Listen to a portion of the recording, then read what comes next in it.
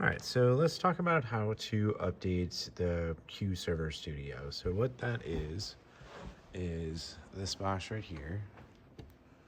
So all these different touchscreens that are located around the theater are all run off a program called CueServer Studio.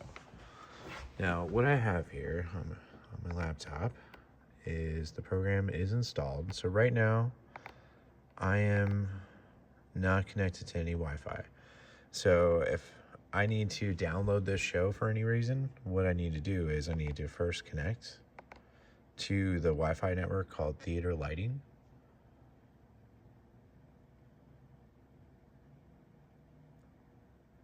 After that connects,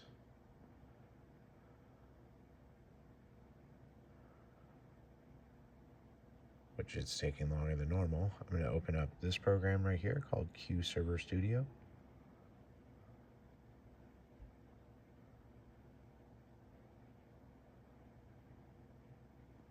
There we go.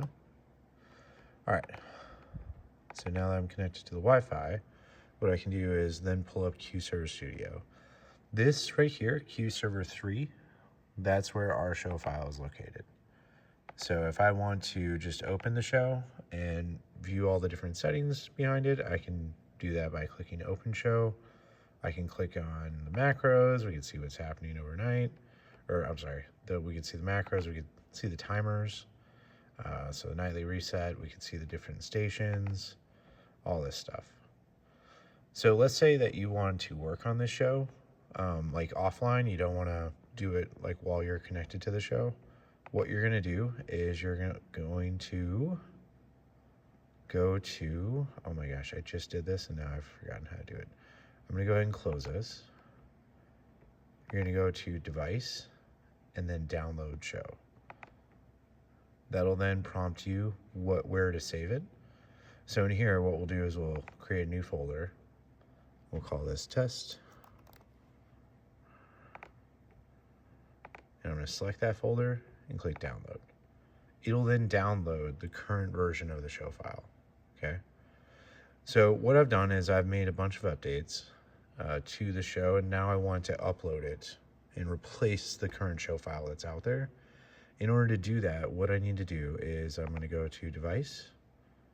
I'm going to go to Upload Show. So here under version 3 is the same named file.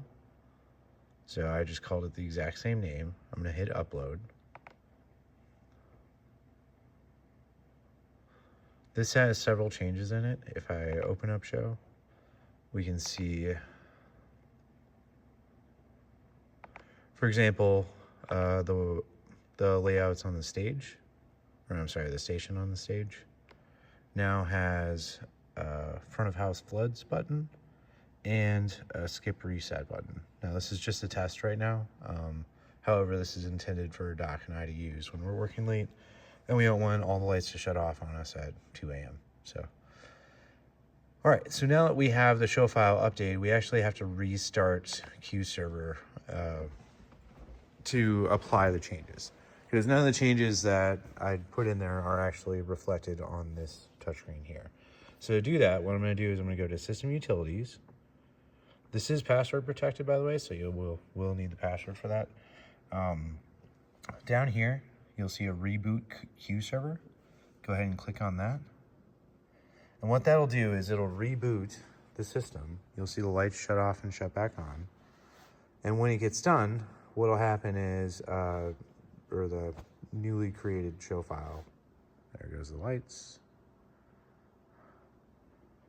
That will then update and show the different changes. So we'll wait for this to do that. Lights just came back on.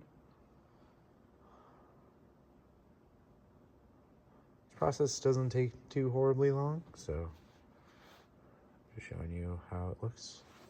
There we go.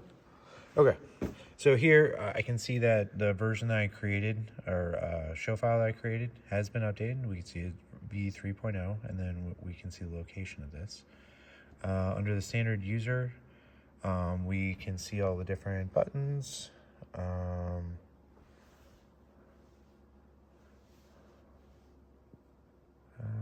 cancel that. Yeah, and I'll go through the changes in a different video for version 3.0. That's it.